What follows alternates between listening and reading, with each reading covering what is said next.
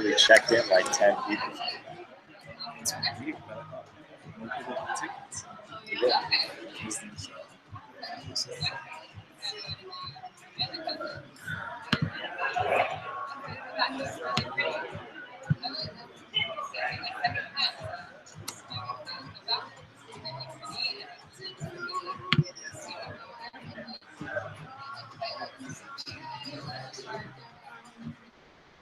What's our event? Last week is social media Career.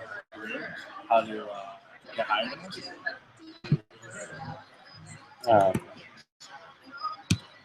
Yeah, listen. Let me know ASAP when it's the event. I think we're going to go to our career services. So, let's see.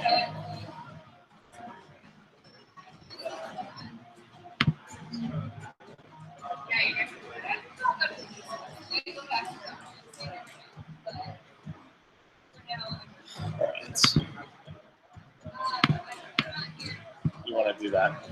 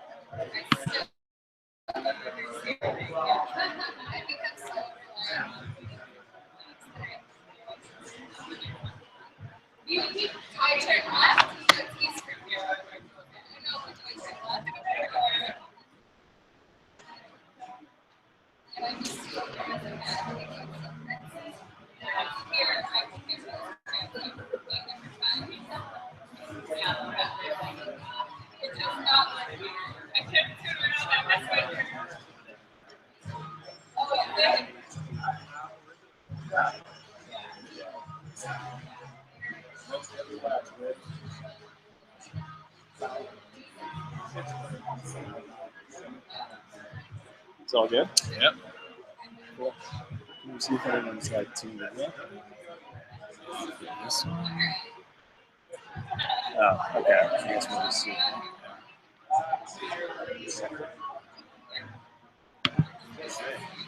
Oh, that's a good one.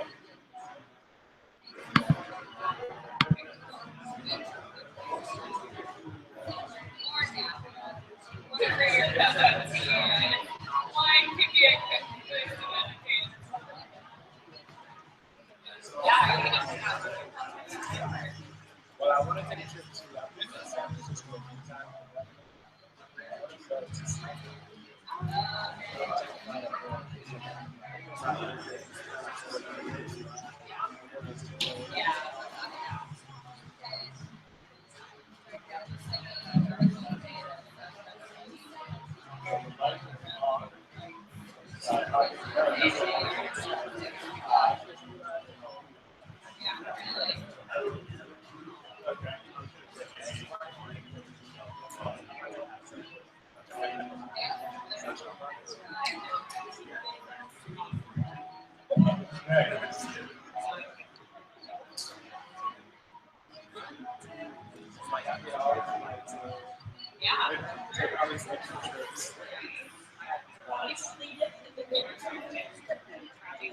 All right, everyone, we're going to get started now, so if you want to take your seat.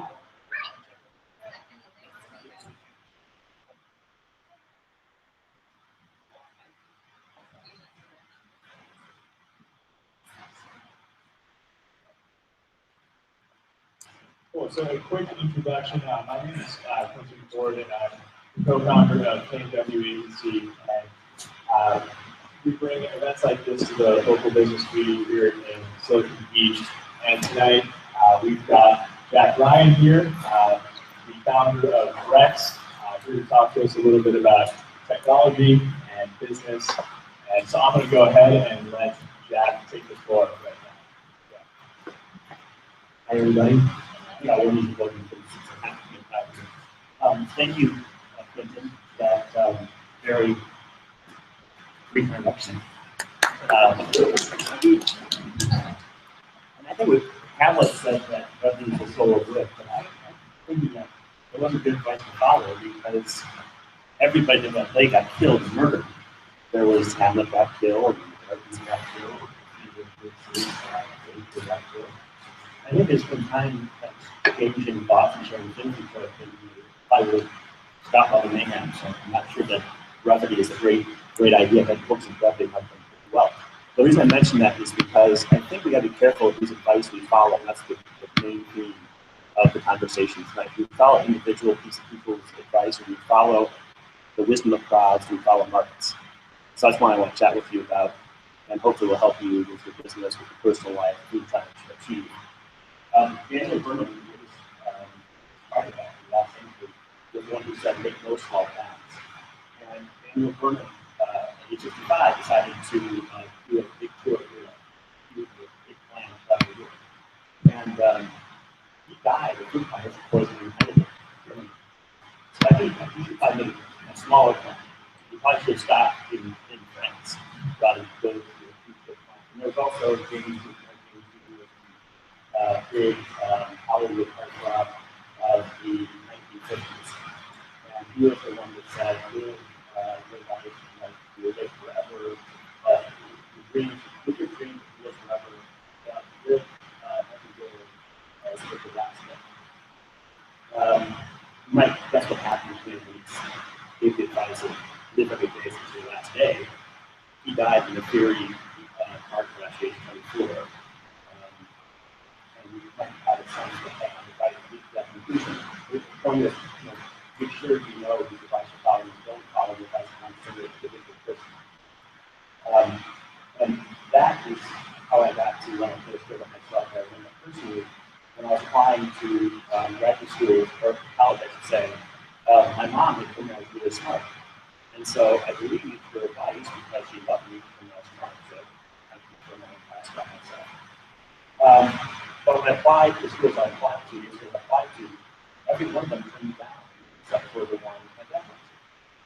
And so at that moment, I followed the advice of one person with James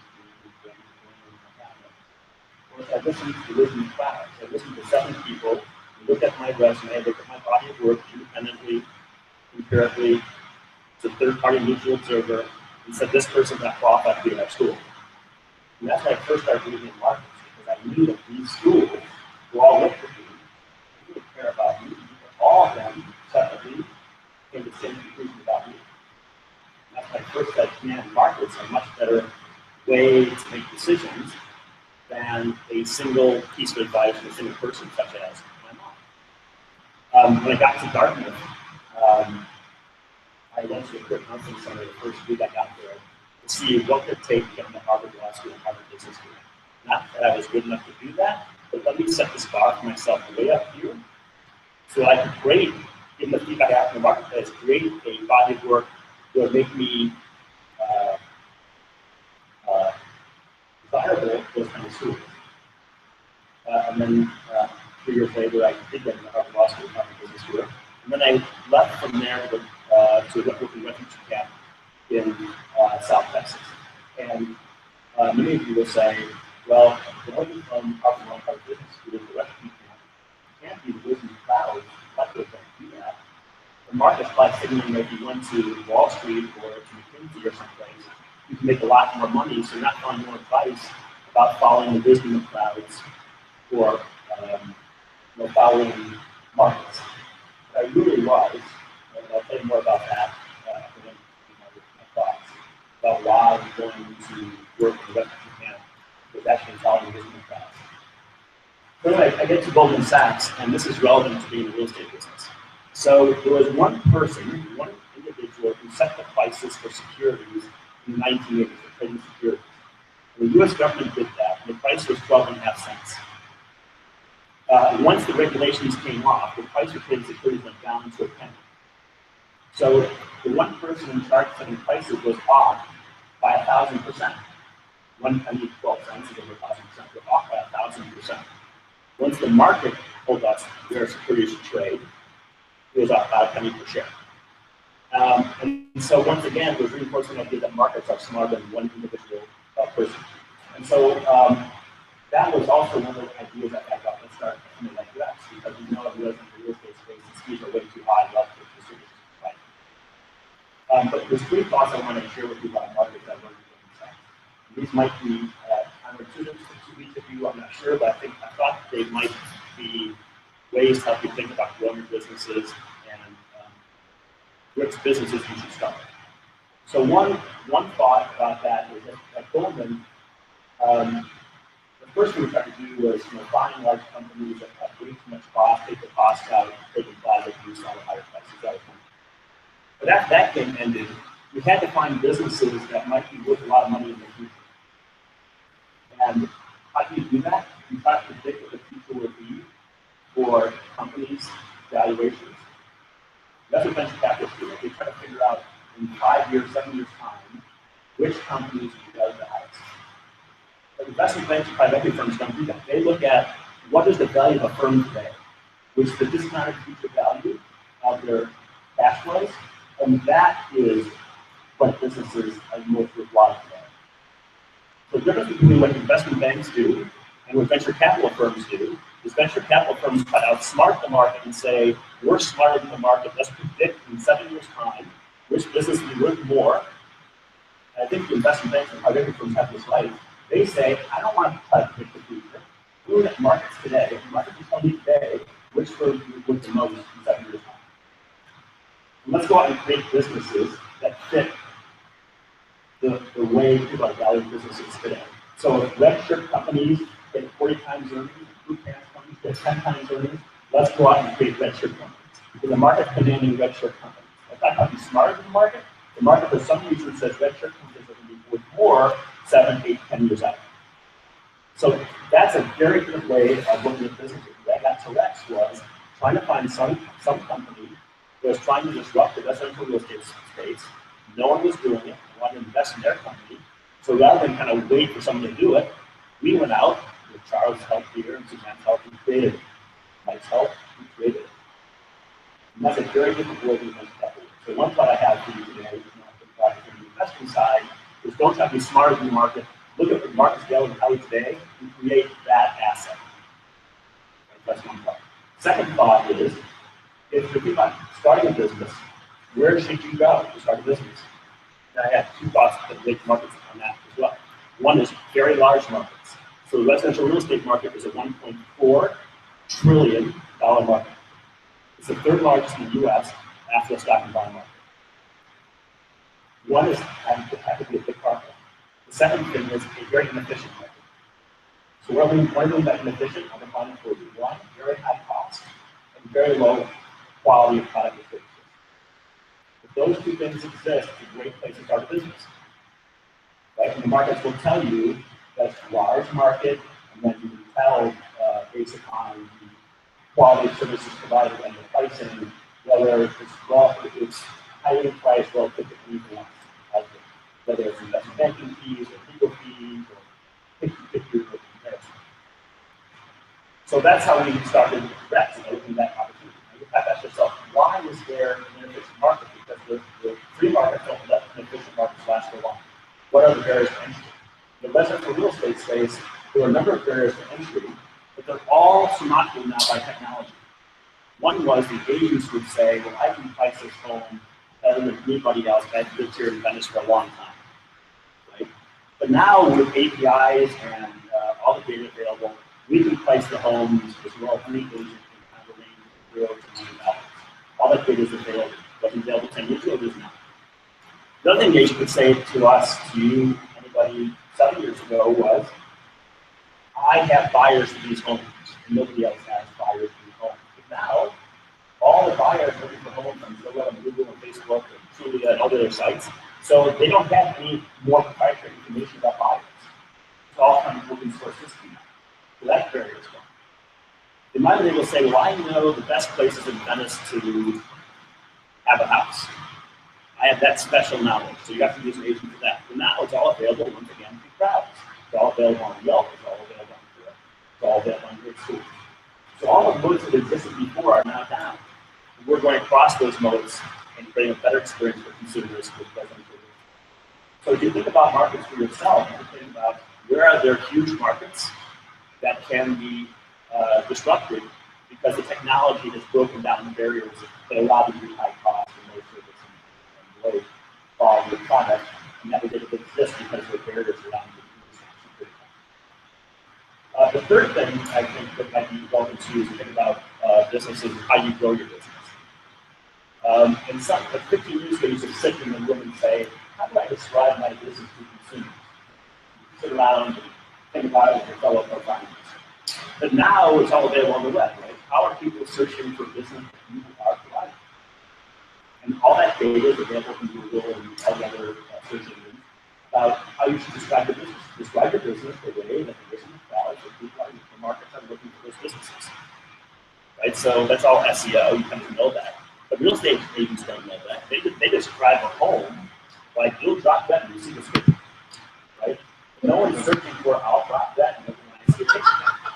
No one's looking for that, right? We're looking for a 3-bedroom, 2-bathroom, 1,000 repeated number of times. And that's true of your business too. Don't try to define yourself how to describe your business. The market should tell you how to describe it. You look on Google and stuff, they'll search for business like this. You define your business that way. How about growing a business? You think out there, yeah, my customer is this, and the best way to reach this customer is the following way. Well, you have to start somewhere.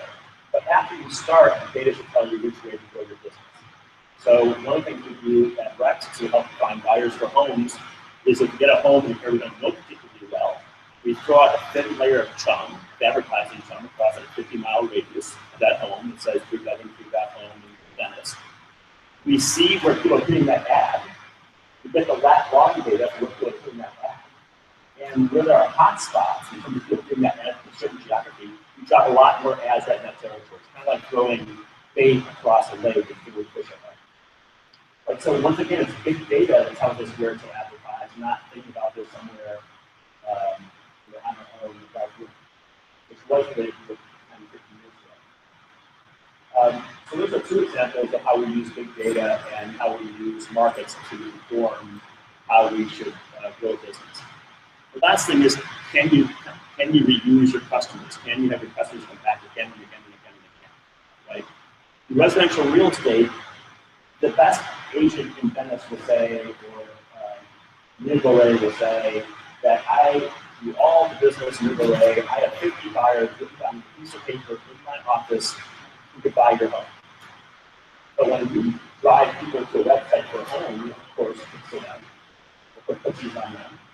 And by the time we close out a home, we'll have 5,000 people who know want to 3-bedroom, 2-bath home in Thousand Oaks. And by the way, we're also excited they like kitchens more than they like bathrooms, pools, or schools, because you tell us 10 seconds from the pool, 2 seconds like that. We can break them down by which area. After we sell 4 or 5 homes, a place like Thousand Oaks, we now have 15,000, 20,000 people in marketing pool. So the agent in Thousand Oaks shows up with the act in Thousand Oaks and says, I have 50 buyers for your home. We show up and say 20,000 of them. We'll fix them and put on that group to do tomorrow. And by the way, segment them by how many care about schools versus bathrooms versus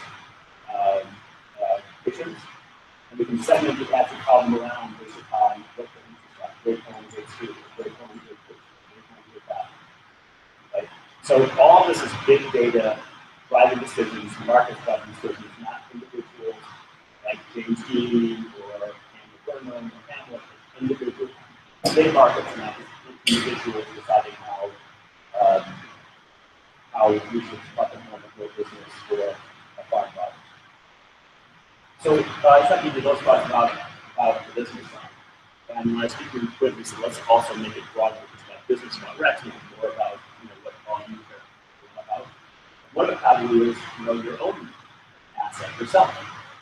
So how do you use big data to improve yourself? Well, the way I used to reach the community down was to say, they're all telling me something important about myself. They're all telling me that I'm not qualified to be in school. I'm going to use the wisdom of markets to inform people to take that feedback and improve myself.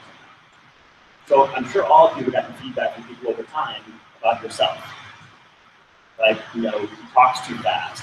This isn't that you wish you probably that familiar. Or you're not empathetic enough or sympathetic enough. The question you have to ask yourself is two things. One is is it relevant or material to my career goal? If it isn't, forget about it. Like, you can't be perfect, you can't get all things, forget about it. If it's material to your career goal, the next question is, can I improve it? Like, can I be smarter? Can I speak slower? Can I be more empathetic? And if you can do those two things, next question is it practical? Can you practice it every day? You can't practice it, you have to have time. Right? If you do those three things, then you can make yourself more successful in the career you have for yourself. So use big data with yourself. I use big data when all those schools for feedback, for 7 schools, for 7 schools, all coming down. Like, oh, that's good feedback. I can do something with that feedback. And I'm sure all of you in your life have gotten consistent feedback about something that maybe isn't as great as you like, and take that feedback and say, can I improve it? Is it practicable? Is it material for my career? And then you can improve the asset of yourself. When I left Goldman Sachs, I went to teach high school on the south side of Chicago. With the Goldman Sachs, that's not big data. Like, why would you go leave Goldman Sachs and paying you lots of money to go teach on the south side of Chicago? And I said before, you got to follow the wisdom of crowds. What crowd was telling you to go teach high school in the south side of Chicago? It seems very aberrational. Who was telling you to do that? But there are fantastic crowds out there that I follow, all of us follow, and that's the wisdom of crowds over the ages. So if you look at whether it was Socrates or Plato or Aristotle or Abraham, Isaac, and Jacob, or Jesus, or Augustine, Thomas More, Thomas Aquinas, Hemingway, there's Tassos, there's Carroll, all of them say that you find happiness by not pursuing your own happiness, by pursuing the happiness of others. There's a huge crowd of people out there who say that's the key to happiness, right? So when I say the wisdom of crowds, there's people who are brilliant people over thousands of years who've all come to the same conclusion. All, right?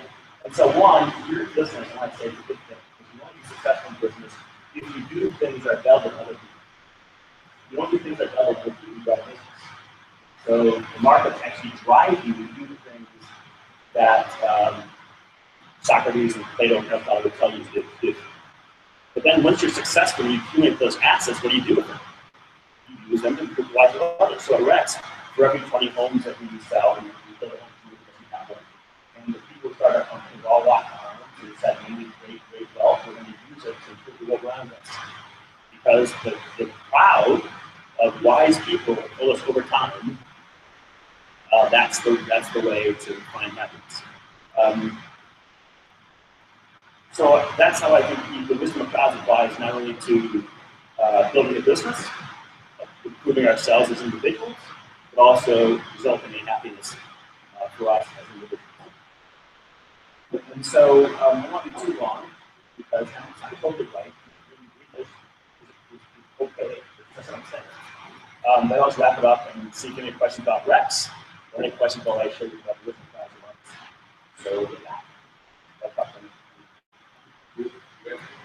Other people in other corners of the world that have been thinking like you, right? Do you have competitors right now? So I spent, like I said, that first thing to do if you want to be a venture capitalist is have a thesis and try to invest in other companies. By the way, I think venture capital things are way too passive. You kind of need to show up at your firm. Say, I have an idea for you. And they say, yes, no. I have an idea for you. Yes, no. Right? As opposed to, I have a thesis, let me go and try to go against that thesis. So I went around for about a year and a half, and I worked with Mike in Chicago, trying to find people who were physically to be in resident university. We charge 5 to 6% of fees, we charge 1%, not very good service. All things we're talking about are displacing the individual because the wisdom of crowds and markets and development.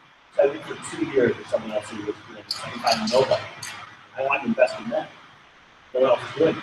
So if no one else is doing it, I can partner with, okay, we're going to do it ourselves. So I recruit Charles here, our CEO, and my City, and Suzanne says, let's go, let's go do this. And so no one's doing it. I keep worrying that someone really big is going to come after us and move our market to our company fast. We're going super fast. You might even see us moving everywhere. So because that gap between us and the competitor bigger that gap is, the harder it is to catch up. But anyway, so I'm sorry for long answer. No, no one else is doing it. And far ahead. When do you expect to do it?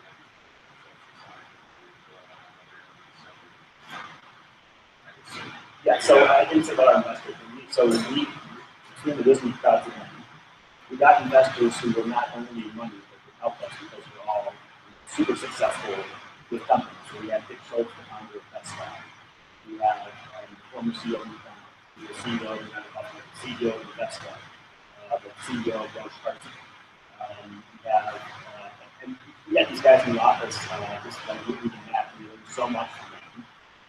Once again, they across all these guys at the same time, as opposed to one data point for James or something.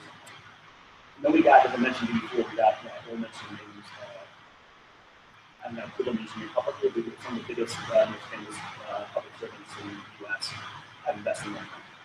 Both the Democrat side, the Republican side, and the other side. That's running for office right now.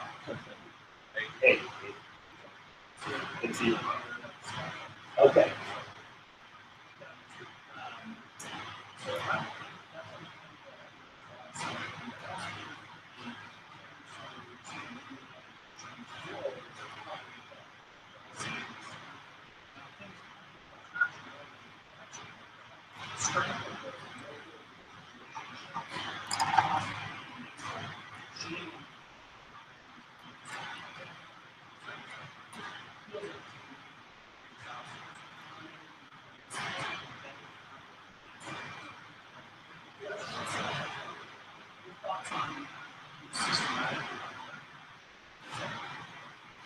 The good news is that there are some good real estate agents out there. You know, I mentioned it's in the Disney crowds. They have a good book economics, like a couple years ago. It was New York Times seller for a long time. They spend one of the capitals with real estate agents and say when you hire me to sell your home, price the home gets down by 5%. And you try to work well, that's true. And then there's also supported by studies by XM, Stanford, and other big schools. And so when we first got the business, they often said, I don't think you can be successful because unless you have a personal relationship with the seller of the home, it's too important a transaction, and it's just not going to work. And I think we listed in our 9th month, this last month, we listed 12 homes. And we're beating our budget for the very first year. So we'll do that naysaying for sure. I mean, they've seen this play done before, right? They've seen it back to stock brokers, they've seen it with sellers, they've seen it with lenders. So they're ready for us. It's going to happen, but it ain't economic in the day. It's a law of large numbers. That would be a 5% comes to the market. We'll have a $10, $20 billion market cap. So some people will be swayed by the agent, and that's okay. All I'm doing is people are choice. And maybe they're worth it, just like there's some stockbrokers who are worth paying those huge fees to, and some travel agents who are worth paying huge fees to. That's what they do with that litigation. But I think over time, the law of large numbers, the law of markets, lives in the crowd and will not and will be successful. And that's that theory so far could be true, but it's not very good. And to amplify your point, there's a million real estate agents in the U.S. In Texas, dispatch reaches like 25,000. There's a lot more places of real estate agents in that.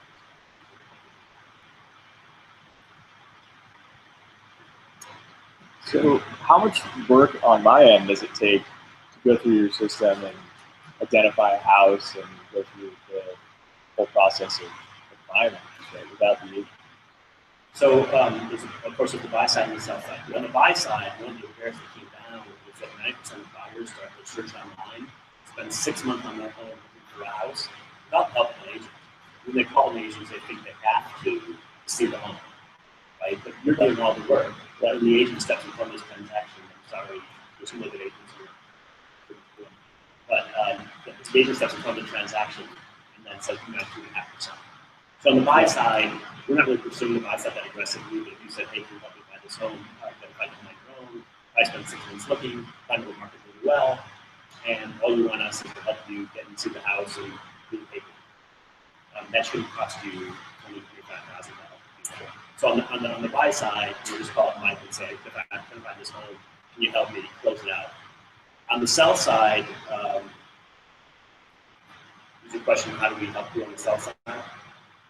Yeah, both. I was just kind of like wondering what the work involved on my end is. On the sell side? Yeah, sure. I mean, So on the sell use an side, agent to. So on the sell side, just come to our website, type in your address, we auto-populate all the information about your home instantaneously. Send out a person like Mike to introduce himself to you. And say, I'm going to help you with this process. You prepare your home for a sale. Ourselves, we take good pictures of the home. Then start driving tons of traffic to that website. As we go out through the Zillow, through the Facebook, Google, Instagram, Snapchat, Waves. Drive tons of traffic to that home. We fix the people that come to the home. We see what they're doing on the website, so we can follow what they're saying most interested in. We follow them around, hopefully drive them to see the home, and then once they see the home and they like it, if they have interest, we prepare the contract for both sides and close out the transaction. And the time of doing physical intervention is at the very beginning, when they want to make sure that we can be on the sale price of the home, and talk about how to make the home beautiful for showings. And then when it's time to get into the contract, the buyer will start pretty close on price. We help smoothly walk the buyer and the seller. The third time the intervention is when the inspection occurs. And right after inspection, get this list of 30 pages of stuff that's not covered by the house. And the buyer feels that they expect as much as they want to scratch. The seller feels that they expect as much as they want to scratch.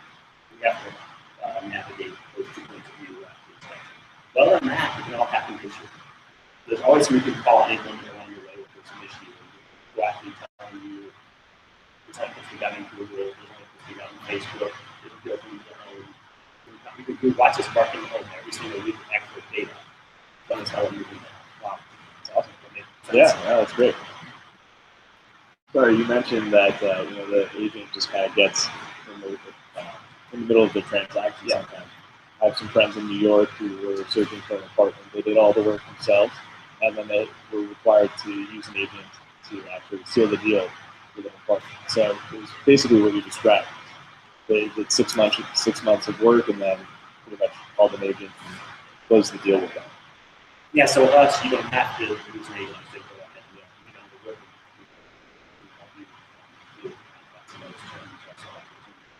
That money gets that's real money. So most of you here in this room will buy or sell a home 4 times in your life. You might have a few 5%. So let's assume that we save you 4% or 5% on each side. You have it by $65,000 or $60,000. That's $24,000 per transaction or 4 transactions, $100,000. So the good news is that everybody here in this room, I did not work to go up that $100,000.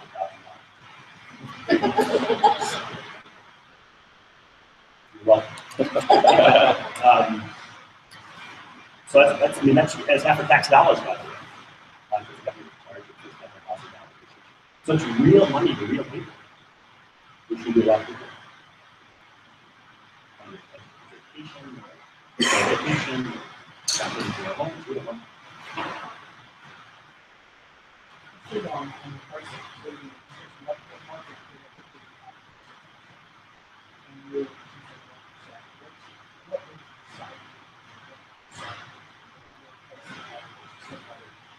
That's a really good question. By the way, we're using data to give our opinion about that. Because Mike was just saying that we have a big line. People to sell it less than 70%. And how do you make the line go up? The market tells it. Now, having said that, we started at 1% because we wanted to drive traffic to the website. This goes back to markets and big data again. We can't figure out how to improve the customer experience unless we drive a lot of traffic to the website. Right, so we got to start with the price when you do it with the website. You can observe the behavior improve and improve in the way it's relevant to the customer include it. Not trying to speak up on people and have new things on for an interest, but actually see what people are doing and then improve the experience. So that was 1. 2, it's an easy marketing message to make. And 3 is, in my experience building businesses before, if you set a revenue target that's artificially high, your expenses have a way of going up to those revenues, even if over time you probably can't sustain that revenue. So you set for those who are businesses, set a low revenue number for your projections so that you're all driven to drive your costs down. And then there's some thought about what's the future, what's the pricing that's going to exist in 2025. So price toward the future pricing would encourage too much competition. So that was the thing. Having said that, we now have data. So we have that hypothesis, and we get data, we create the hypothesis. We're looking at the service levels we provide. I think we're saying how much service we like that. If I got to amp up search a little bit more and do a few more things, so it's not going to kind of shoot bigger margins, but better experience, maybe we should charge 2%. Still 70% less than the typical Asian is charging, and maybe we can get better services, better experiences for customers. So now we're studying the data and doing more after we pick the point, now we need data right for us going forward.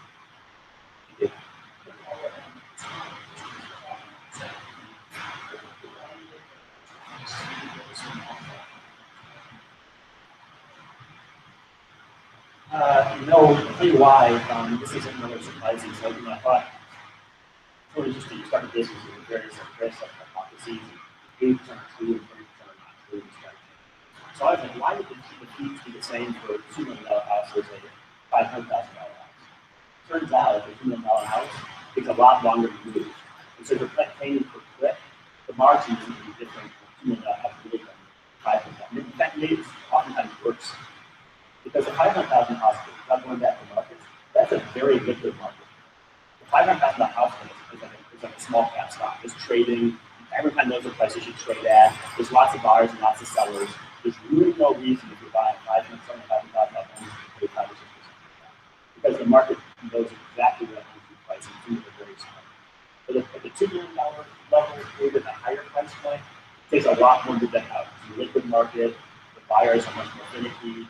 You got to advertise harder to find those buyers. So it takes more to sell $2 million. But another question though is you have different prices based on different markets. So using the Uber model, if there's demand surge, then they increase the price. If homes aren't moving in certain territories, we charge a higher fee to move that home. But it takes longer to move that home. So we have the price reflect markets, right? Now, how do you advertising specialists in the room? How do you advertise your business across the country with different prices in different territories? That's a brand challenge. But from a market point of view, pieces of ideas for markets, personal decisions, for business decisions, for business decisions. From a market point of view, that would be the right answer. From a marketing point of view, that's more. So, I don't have an issue with the market collapsing collapse of retail station. That's fairly quick, but we've been asking. Yeah. That might have been 45 stores. That's kind of new. Get a site together. My barrier is something new. I thought of when you said, hey, you're not going to sell a house that much. You buy a house that many times you buy. It is confusing to a consumer. Yeah. We don't know what to do. So my barrier is, don't I want that local realtor like, whether they're good or bad, it's another issue. That I think perception is good. I'll hold my hand and take you through it. I'm going to do this on the side. Is there any barrier to that at all? Yeah, then there is. So, but by the way, I didn't say that. We do assign a person to transaction. So you do have a person. But that person doesn't have to be all that involved other than 3 times around. If you want them to hold their hand, you can do that. A person, so Mike right there, we got and see you right there. He's the guy. But having said that, I like Mike. There you go. No barrier, Mike. Okay. But having said that, there's still maybe people who say, I just want to run my house every day or have coffee with them once a week, or I don't know. And there could be segmented services, maybe that we're not right for everybody, you don't have to. I'm sure there's still people who say, before I travel to Europe, I want to travel to Nigeria. And that makes sense. And I think it's all. I think so. I think that's weird. Yeah. We try to put on our website, on our website, we try to make clear that we actually assign additional agents to your account. There's an agent's license to your account. But even that's before I can get rid of that.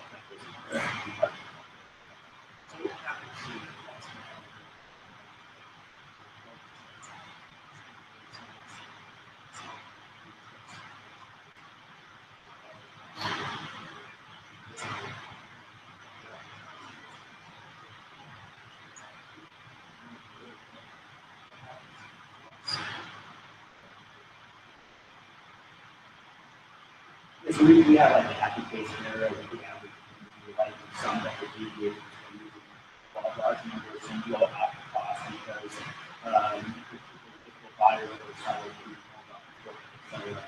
And so just like when you're putting the security, some you get done with easily and others are real quick and has to apply the security, get you back to the place where the home security 500 logs from off after the pricing security. But on the whole, we're going to lose some money in some transactions. And some transactions are just 2 days you can sell it. You spend very little advertising, right? And then you're the middle where some transactions you lose another way to lose money, but that's okay because you're the different thing where there would be but some cases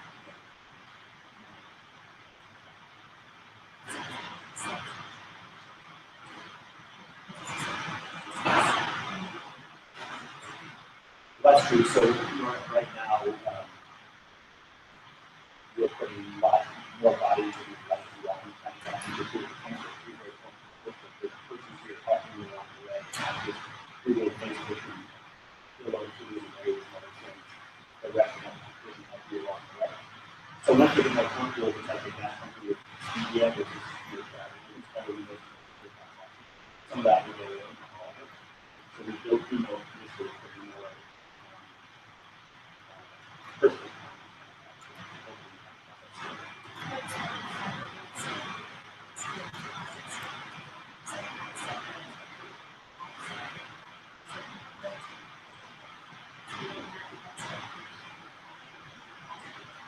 Yeah. It's a very good point. Okay, would you like to get That's something that. yeah, she's saying the website, we get the website, get the website, tell how people that can be different, including, so here's another use of so it takes a while for us to warm up to the marketing tools. People look at the website without the when you look at the page, probably the first week or so, you have more everything at home because some pages have different to your phone. It takes us a little bit all the way off the time. But it takes a little bit longer for so you do have to manage that really don't be concerned that you could the highs. Then it's start getting to the facts. After that, so that's you got it.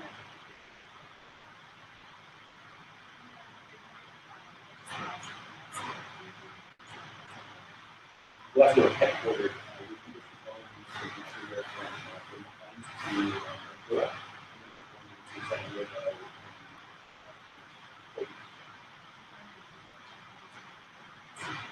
Yeah, so one thing we do is same offices, so we're good at homes based on what kind of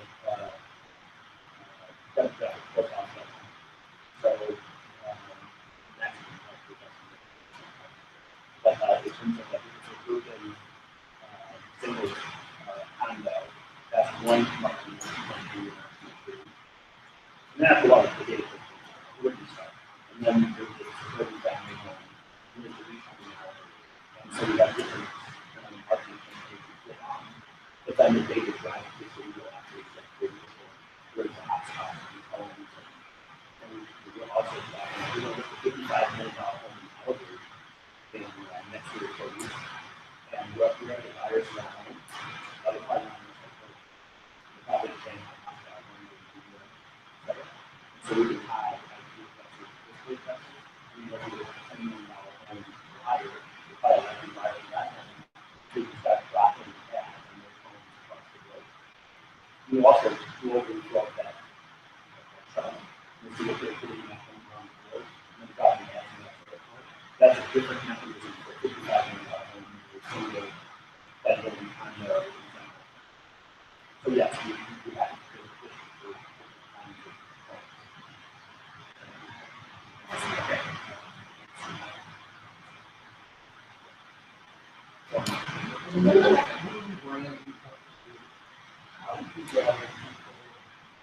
finding you one, the age you know what's just that's what we're trying to ask and then make how would you really want trust and how would you get people to sign up? What is your methodology? So our three ways to find buyers at the highest level are one, that come to a home that we're selling, and they see that it's a different way to sell a home, and maybe they don't want to buy that particular home. They see that we're going to sell the home, and they can't sell that home now. So one is just basically organic word of mouth. That's going to sell a home and buyers through the sellers. The second way is most people on average spend 15 months thinking about selling a home before they put it on the home. And they're online searching for what's my home worth, a real estate agent, how to fix my home up for sale.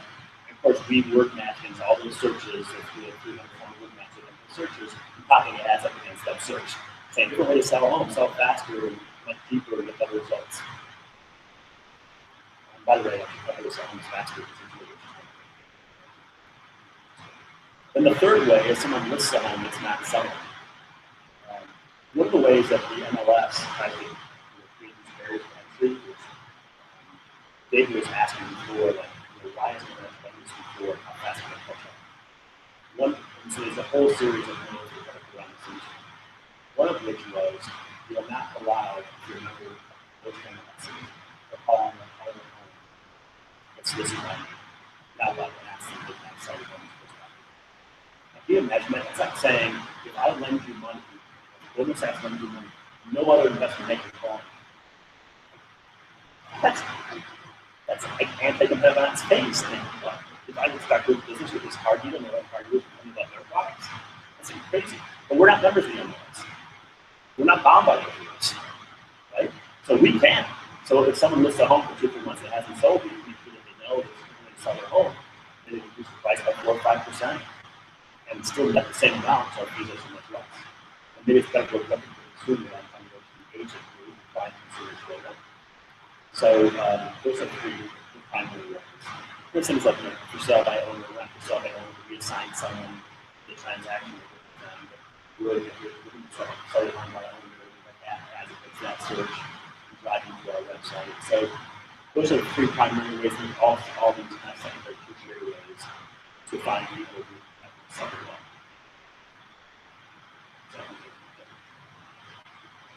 I know we don't have that many sold already. We mentioned NPS.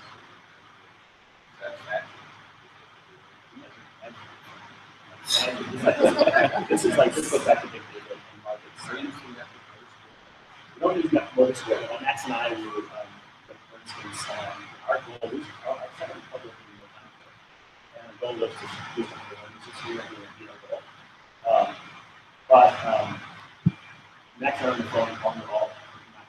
Maybe we talk to us after it comes out and say, how can we have done better? What advice do you have for us? Where do we fall short? So we should do NPSs pretty soon, but we're not yet. Which I think everybody who would think do so gives a review. And so it's a trusted issue. Or everything is compassion for life. So it's really important to do that. I sat there. This is why we made this price was to so far we no resistance in 7,000, 8,000, 9,000, no resistance. And if we increase our price, we get even better service and still not increase our cost of acquisition, but actually it's a much even better experience too.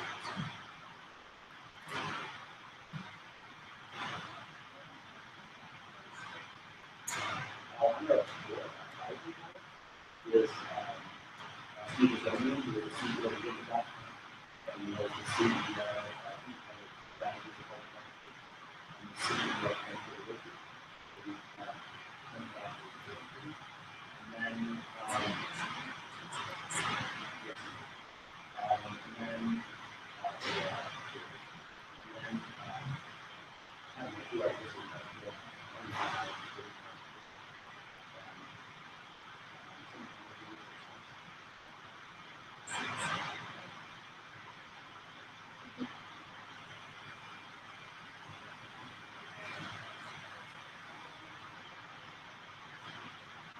almost always using MLS. So it's a competitive landscape.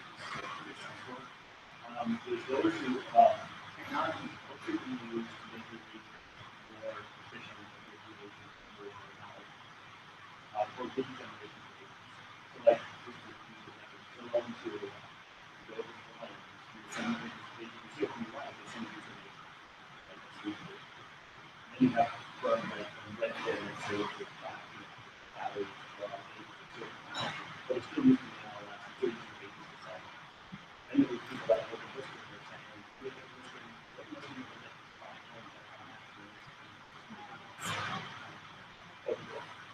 Open history is what says if you want to buy a home, go through the look on your own, tell us what you want to buy. We're still using the MLS. We're still using the agents. And then there's the sell by owners. Before, that is still putting homes in the MLS, bring them to the MLS, and having buyers come, we can bring buyers to your home. You're hoping to save on the sell side fee, you still often pay 2.5% to 3% for that outside agent. So those are the most of the ways that people use technology. Existing MLS. What would you say for that?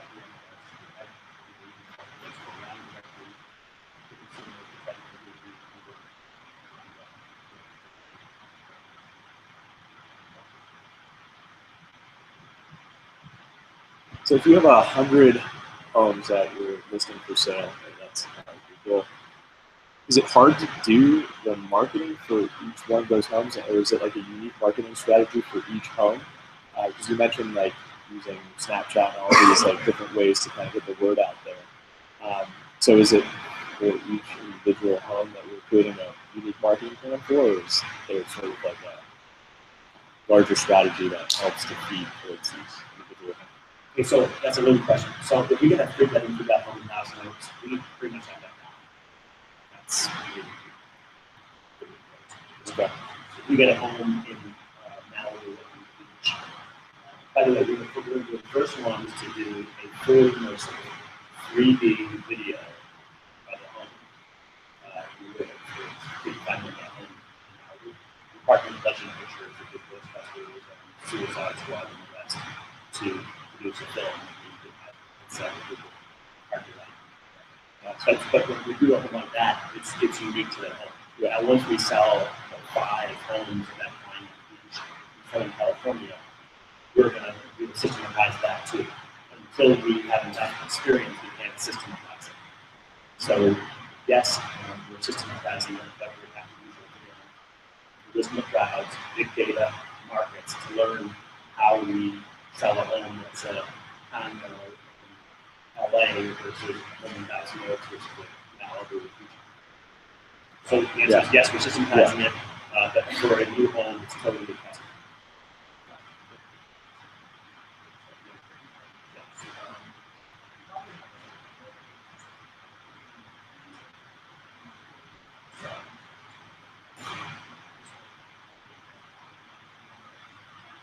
So our data show so far, just the results are we sell homes 35% faster than the average, and closer to list price than the average industry.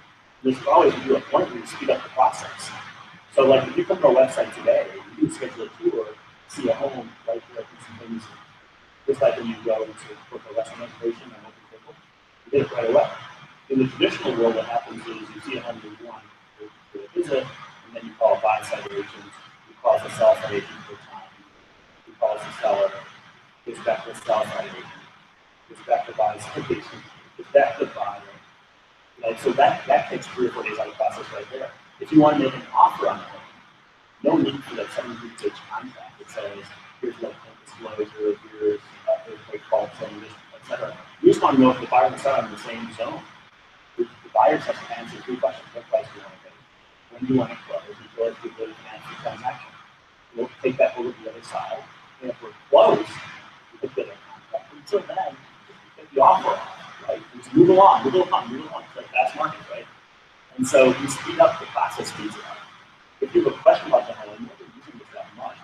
If you have a question about the home, you can send a message right to the homeowner to us, right on the website. Yeah, see a roof on the home is open. What was that? Roof last. that just speeds everything up by weeks. It goes through that into one. And then we're going directly to consumers as opposed to going through the agents to consumer. That speeds things up too. You're directly to consumer, drop an ad on the Facebook page. So you're home for sale, you're homes. Give them right to the Facebook page. You want to come see it. It's faster than going through an agent that they call to buy and see this home. So we speed up through our advertising, we speed up through the process we do.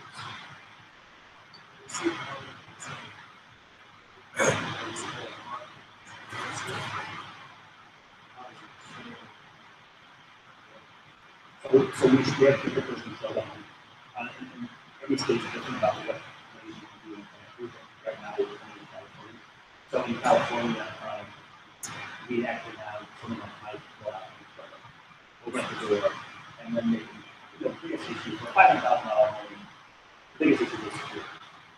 We often, most times, we don't need to just say, hey, there's the kitchen, there's the bathroom, there's the stair. Okay,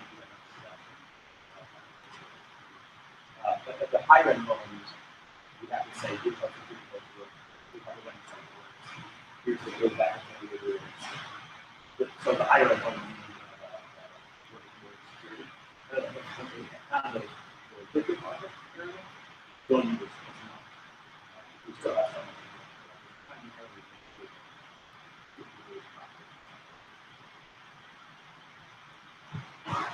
Is there potentially an opportunity for an agent to sell, maybe make less with you by signing up with your team, but sell more? Right? So, using the example of having someone physically there showing the house, right? I was an agent, but I joined up with your team, and I need to show a bunch of houses. You guys are selling a lot of them, right? So it seems like maybe if I was a real estate agent, I'd want to be on your team, because you're kind of heading up the future of this, and being on your payroll might be a better idea. So, So happen? For a lot of agents don't like the pushing and pulling levels when you come to get this. They love real estate, they love showing homes, they love working on transactions, they like seeing people live into a home they want to live in. They don't like that process of, I'm not saying it's bad, but they don't want the process of how you get built, which is what typical residential real estate world. So for a lot of people, we're a better alternative because they like helping people, they love real estate, they love seeing homes. They don't like the sometimes cut for sales, right? So for them, we're better off. Yeah. So for some, we are. For all of them, that's how. Some people like to get more like that. They are good salesmen. Some people like the fact that they know if you look for it, so it's not right for everybody, but some people make better.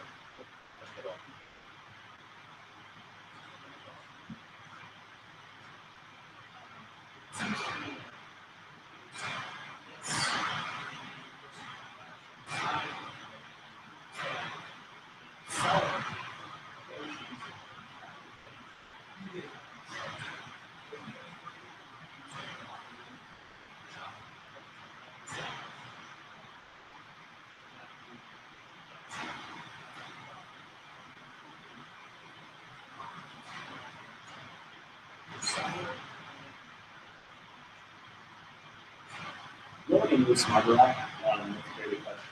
So we set a price for a home, right? We think we're not totally sure. 4 or 5% is really $1 million place. $1 million in hiring is not. Now, I'm sure it's obviously 2 years and more data. Now we can start to tell pretty soon, in a few weeks, man, we've gotten this many questions. This many people have gone to the URL for this website. And that means we feel this is why is our ratio of conversion from this impression to come to the website, why is it lower than normal? Or why is it higher than normal? Over time, you have enough to be able to say, you know what, our conversion levels are way too high. We've underpriced this home. We should change the price of the home in your time to set this down. Or our conversion ratio is way too low. What are we missing here? Are we not describing it in the correct way? Are we mispricing? But we know to use the data to change the way we describe or the valuation of the house. And so as we get more data, we'll be able to do that. That is not that far off. One of the things we can tell you about, yeah, we found from our website for a little bit, as you want to do that, is I focus also from the markets that we sat to. You see call us and say, I want to buy a miniature IBM. And we call for the hourly they do have good miniature IBM. And they say yes or no, or yes, this price I would. All that's great data. You can use that data to be really used to your customer. So now, with respect to what we see, you come to our website and you don't see a home you like, and you say, we're not going to get 2 bedroom, 3 bath, 2,000 square feet, $900,000 this year. We do a big data search of all homes that exist in benefit with that criteria. We return those homes to you. Say, here's all the homes that fit. Would you like us to knock on that home? Would you like us to contact that homeowner to see if they want to sell that home? If they do want to sell the home, great. You just check, well, the second cross the trade. It's actually better off. Very efficient. If the homeowner says, not 900,000 or $1 million, I'd sell my home. And our metrics say we sell that home $1 million. You go back to the person and say, you want to pay $1 million? And they say no. You go back to the homeowner and say, you can sell it for $1 million, not this guy. You want to sell it for $1 million.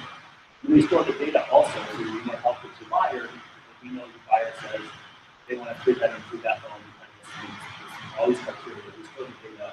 When we get home like that to sell, we say, here's the home that fits your criteria if you want to buy it. We store it so we know how to consider the buyer.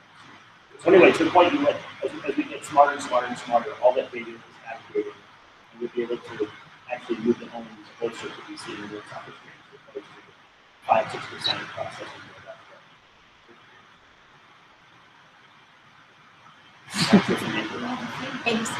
Not, but not. It's an app with that. If the app is up here, something like when you walk around and just take pictures of home, you download your phone and how many bedrooms, how many baths, how many square feet, price point, you have to pay for that, and then you put a knock button. You can send a message to the owner, say, hey, I got to buy your home, please move it to the video, and we'll get interest.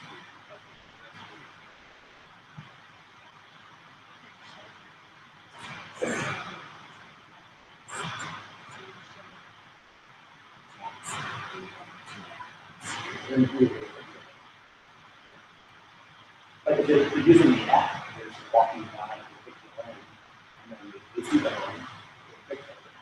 You give that information to. Oh, I'm sorry. Okay. So they come. So they use the app. They come to our website. We find their app. So here's the 10 months to pick your criteria. You let it pick 3 of them. And yes, return the data. Probably smarter to go on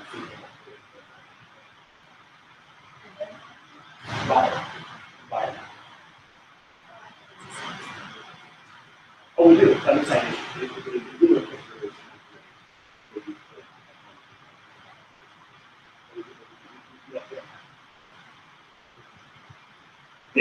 Yeah. Can you pull pictures from other sites? Like, I can pretty much look at my old home, right? Because it's been listed once, you can find it forever online. Right? So if I find a house that I'm interested in, I take a picture, send it to you, so that we can knock on the door. Is there any way that you can plug in information from other sites so that you can kind of like preview the inside of the house? If the photos exist from a prior time, it's not exclusive in the MLS. Yes. Okay. If it's only in the MLS, no. Then it's on another site. Last site, yes. Oh, it well depends. Yeah. You're saying on generic sites, you're not saying again MLS sites. Look, we're not Yeah. MLS sites. We're not a generic site. There's a couple of information about the market. Yep. So we went a little bit biased in this, but based on your knowledge of the California market, Yeah. is it a right time to buy a house? So there's different where the market is, how value.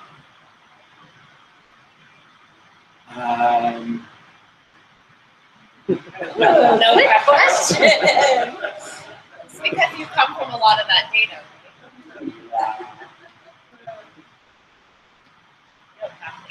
No, I'm just, I can say about Malibu. I would buy Malibu right now. Yeah. These are really, so if you're buying for an investment or you're buying for consumption, I guess, if you're buying for investment, I'd wait for different time. Things are pretty frothy. If you're buying for consumption, then it's more, can you afford it, and is it improve the life of your family? So from an investment point of view, it seems like it's going to not be, from a consumption point of view, I think that's right for your family in today's world.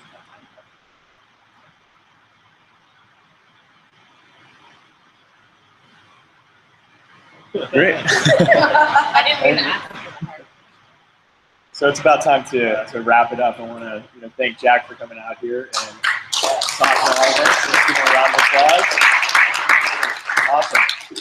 Feel free to talk with people next to you and stay for a while and do a little networking, put on some music, and let's all chill. Thank you.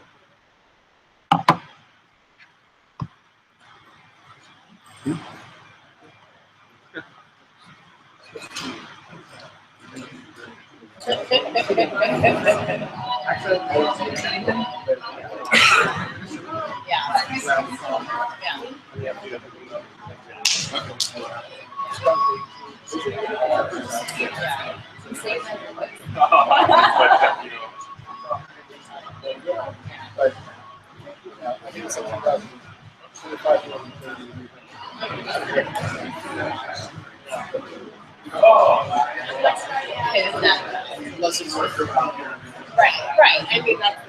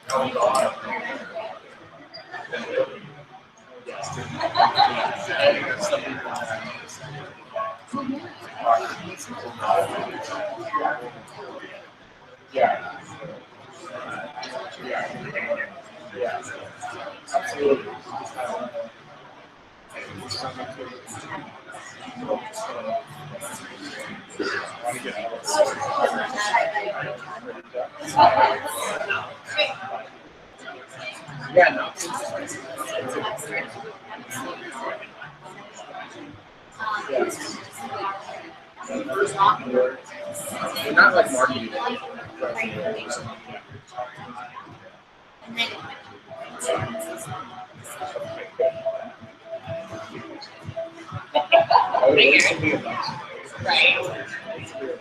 go for it.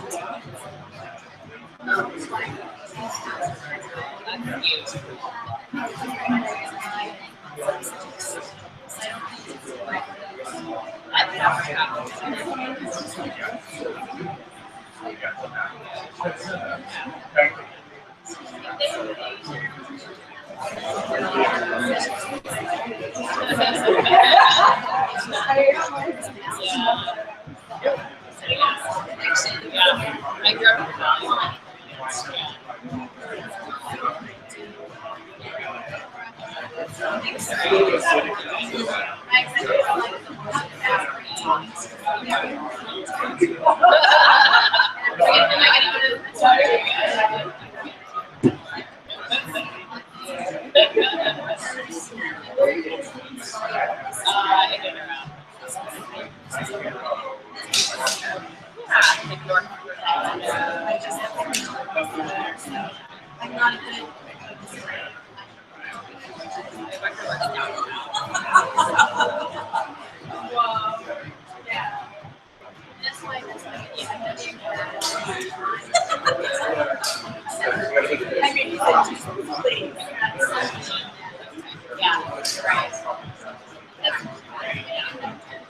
So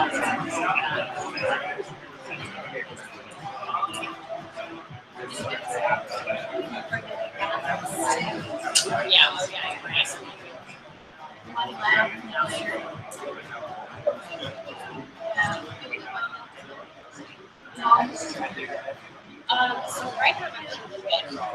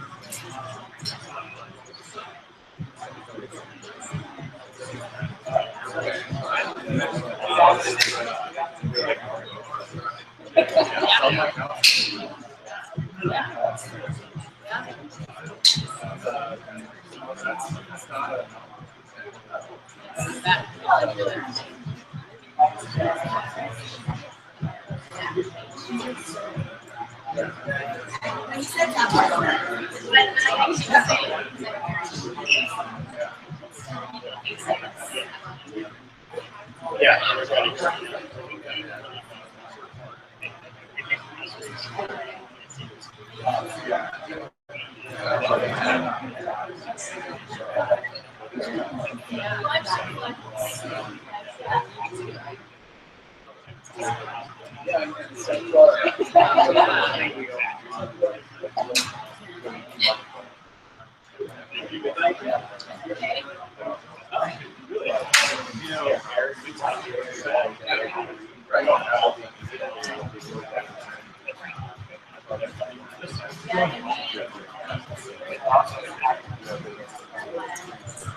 So we met, yeah. Oh, really? So it was kind of like some of the focus, and I started doing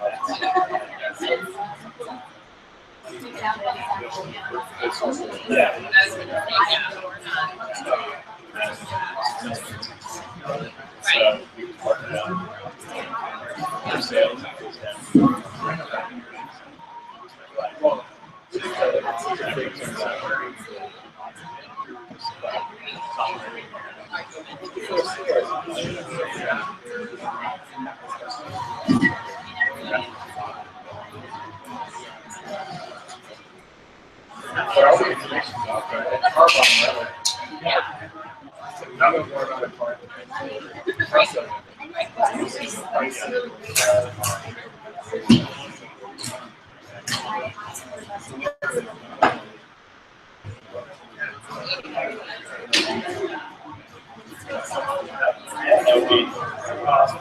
Well, things like this.